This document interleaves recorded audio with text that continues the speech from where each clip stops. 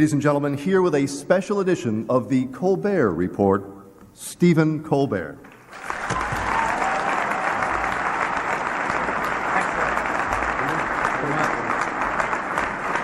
Thank you, ladies and gentlemen. Before I begin, I've been asked to make an announcement. Whoever parked 14 black bulletproof SUVs out front, could you please move them? They're blocking in 14 other black bulletproof SUVs. They need to get out.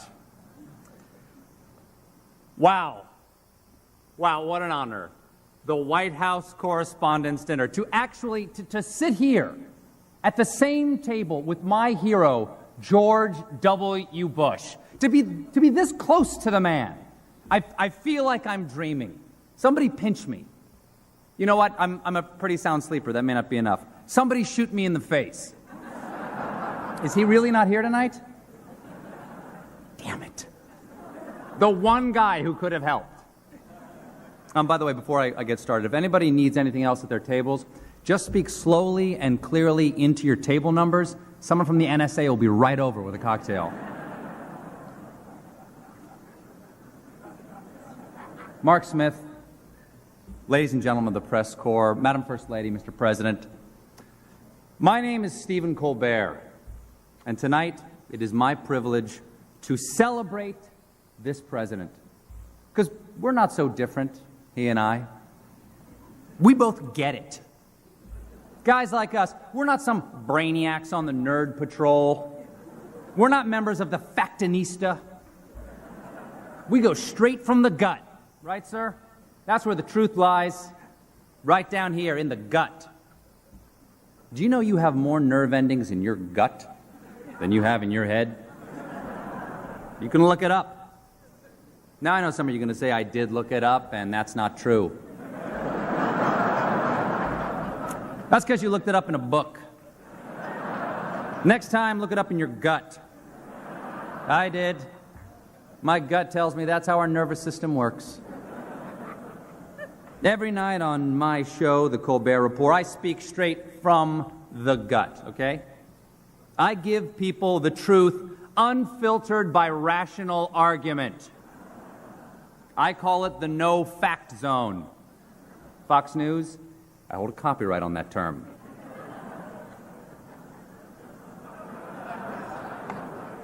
I'm a simple man with a simple mind. I hold a simple set of beliefs that I live by. Number one, I believe in America. I believe it exists. My gut tells me I live there. I feel that it extends from the Atlantic to the Pacific. And I strongly believe it has 50 states. And I cannot wait to see how the Washington Post spins that one tomorrow. I believe in democracy. I believe democracy is our greatest export.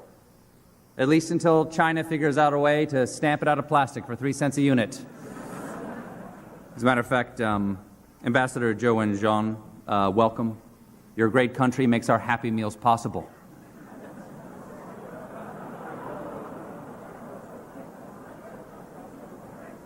I said it's a celebration. I believe the government that governs best is the government that governs least. And by these standards, we have set up a fabulous government in Iraq. I believe in pulling yourself up by your own bootstraps. I believe it is possible. I saw this guy do it once in Cirque du Soleil. It was magical. And though I am a committed Christian, I believe that everyone has the right to their own religion, be you Hindu, Jewish, or Muslim. I believe there are infinite paths to accepting Jesus Christ as your personal Savior.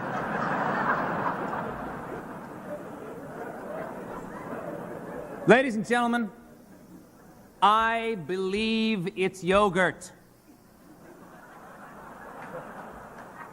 But I refuse to believe it's not butter.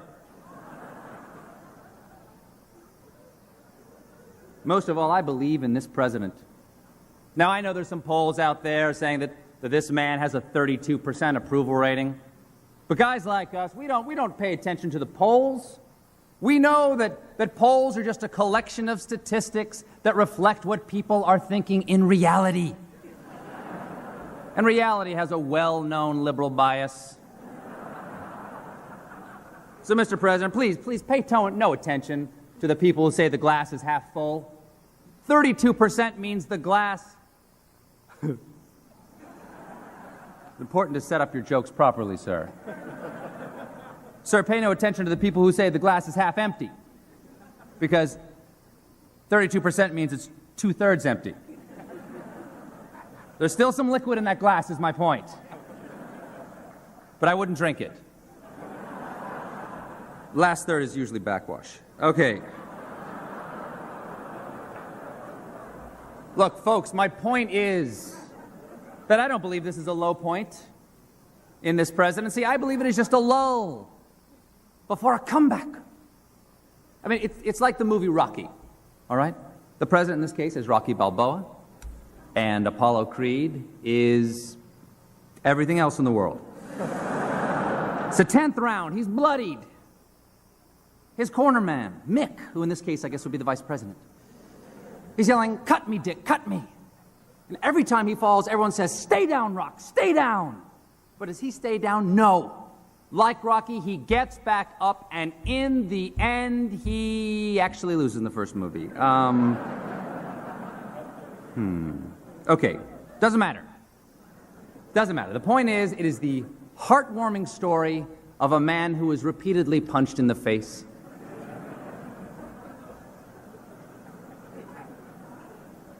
So don't pay attention to the approval ratings that say that 68% of Americans disapprove of the job this man is doing. I ask you this, does that not also logically mean that 68% approve of the job he's not doing? Think about it. I haven't.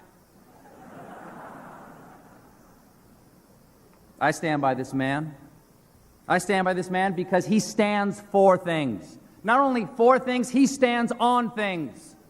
Things like aircraft carriers and rubble and recently flooded city squares.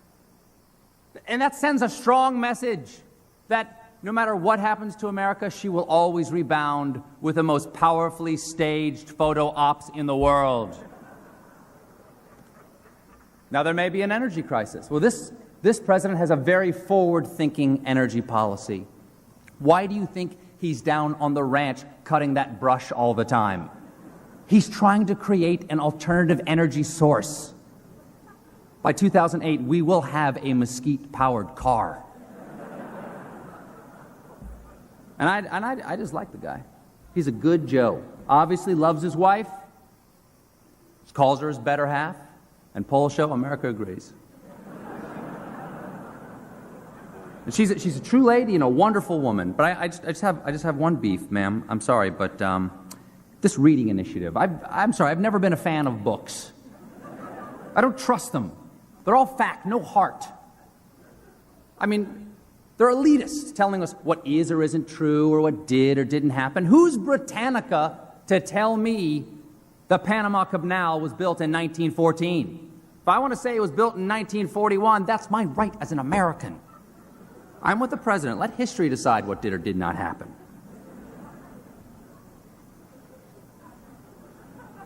The greatest thing about this man is he's steady. You know where he stands. He believes the same thing Wednesday that he believed on Monday, no matter what happened Tuesday. Events can change. This man's beliefs never will. And as excited as I am to be here with the president, I am appalled to be surrounded by the liberal media that is destroying America, with the exception of Fox News. Fox News gives you both sides of every story, the president's side and the vice president's side. But the rest of you, what are you thinking? Reporting on NSA wiretapping or secret prisons in Eastern Europe? Those things are secret for a very important reason. They're super depressing. And if that's your goal, well, misery accomplished. Over the last 5 years, you people were so good. Over tax cuts, WMD intelligence, the effect of global warming, we Americans didn't want to know, and you had the courtesy not to try to find out. Those were good times, as far as we knew. But listen, let's review the rules. Here's how it works. The president makes decisions. He's the decider. The press secretary announces those decisions, and you people of the press type those decisions down. Make, announce, type. Just put them through a spell check and go home. Get to know your family again. Make love to your wife. Write that novel you got kicking around in your head. You know, the one about the intrepid Washington reporter with the courage to stand up to the administration? You know, fiction.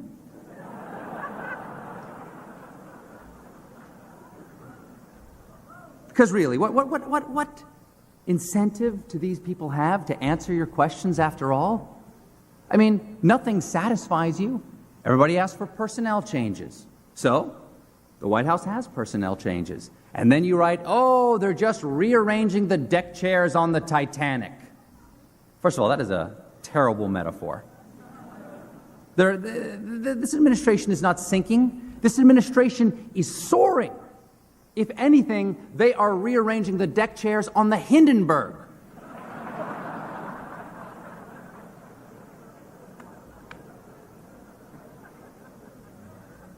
Now, it's not all bad guys out there. There's some of the heroes out there tonight. Christopher Buckley, Jeff Sachs, Ken Burns, Bob Schieffer. I've interviewed all of them. By the way, Mr. President, thank you for agreeing to be on my show. I appreciate it. I was just as shocked as everyone here is. I promise you. How's Tuesday for you? I've got Frank Rich, but we can just bump him. And I mean bump him. I know a guy. Say the word.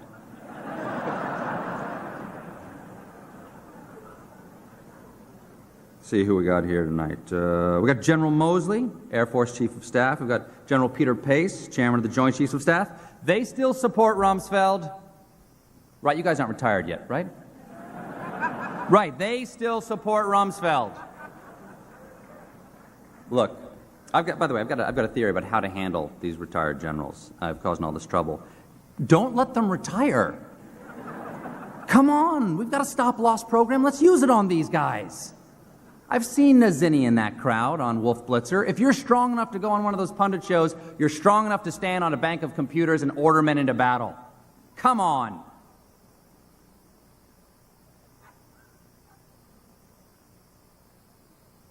Jesse Jackson is here. The Reverend. Haven't heard from the Reverend in just a little while. I had him on the show. It was a very interesting interview, very challenging interview. You can ask him anything, but he's going to say what he wants at the pace that he wants. It's like boxing a glacier. Enjoy that metaphor, by the way, because your grandchildren will have no idea what a glacier is.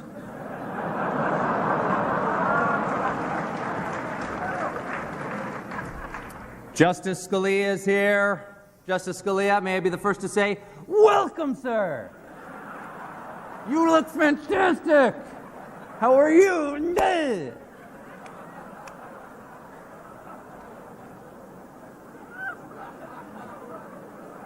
Just talking some Sicilian with my paisan.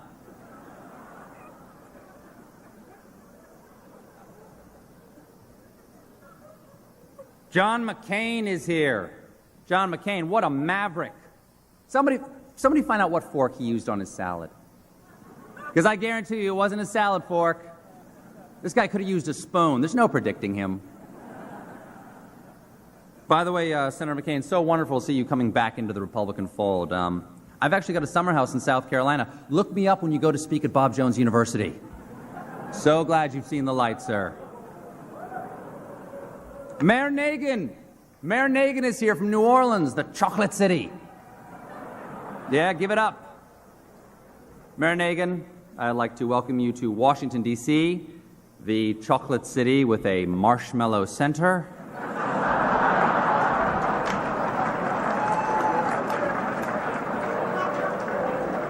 And a graham cracker crust of corruption. It's a Malamar, I guess is what I'm describing as a Malamar. It's a seasonable cookie. Joe Wilson is here. Joe Wilson, right down here in front, the most famous husband since Desi Arnaz.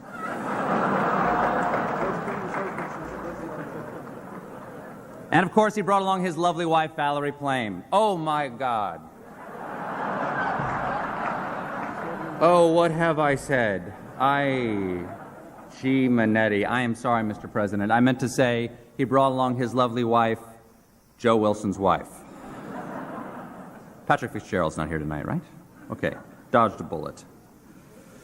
And of course, we can't forget, man of the hour, new press secretary, Tony Snow. Secret Service name, Snow Job.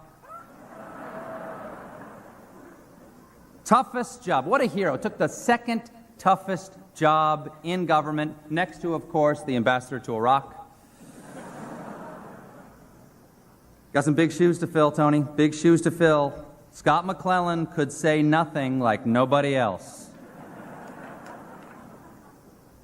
McClellan, of course, eager to retire, really felt like he needed to spend more time with Andrew Card's children.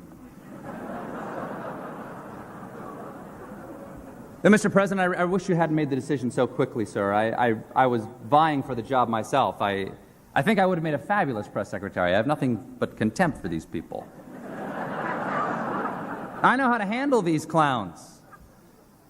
Members of the White House Correspondents Association, Madam First Lady, Mr. President, it's been a true honor. Thank you very much. Good night.